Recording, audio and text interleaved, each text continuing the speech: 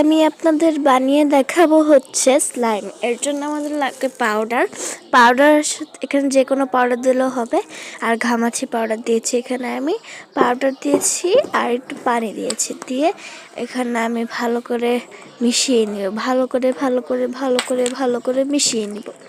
এখানে এরপর আমরা নিয়ে নেব হচ্ছে ফেভিকল ক্লিয়ার গ্লু।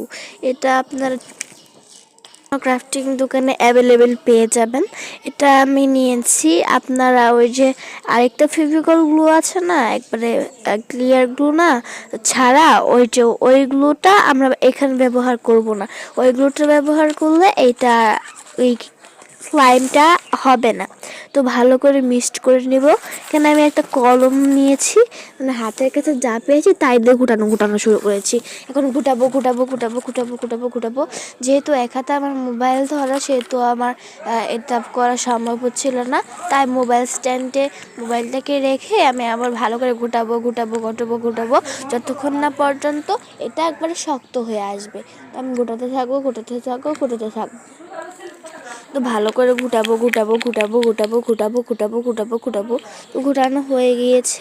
এই দেখেন গাইস, কত সুন্দর একটা স্লাইম হয়েছে। এখন আমি এটাকে আপনাদের হাতে, এটা আমি আপনাদের দেখাবো হাতে নিয়ে। তো চলুন দেখানো যাক। তো আমি হাতে নিয়ে দেখান কত সুন্দর একটা স্লাইম হয়েছে। যদিও এটা সাদা স্লাইম, আপনারা চাইলে এখানে রং মিশিয়ে নিতে পারেন, তাহলে অন্যরকম স্লাইমও হতে পারে। আমি জানি না ঠিক, আমি সাদা স্লাইমটাই বাচ্চাদের বানিয়ে দেখালাম। দেখেন কত বেশি সুন্দর হয়েছে। এটা পাউডারে কোনো কেমিক্যাল থাকার জন্য হয়তো এরকম হয়েছে, আমি জানি না, তবে অনেক বেশি সুন্দর হয়েছে। কারণ পাউডার আর পানির ভিতরে একটু গ্লু দিলে কেন জানি না গ্লুটা আলাদা হয়ে শক্ত হয়ে যায়। এটাই আমি সেদিন আবিষ্কার করেছি যে গ্লুটা কীরকম জানি একটু শক্ত হয়ে যায়। তারপর ভাবলাম যে এটাই তো স্লাইম, তো এটাই স্লাইমটাই আমি আপনাদের সাথে একটু শেয়ার করলাম। দেখেন কত সুন্দর একটি স্লাইম রয়েছে, পুরা দোকানের মতো।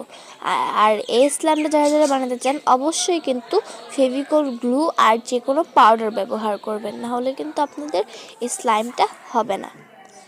বেশিরভাগ ঘামাচি পাউডারটাই ব্যবহার করতে হবে। তো দেখেন কত বেশি সুন্দর হয়েছে। আজকের মতো এটুকুই। আসসালামু আলাইকুম।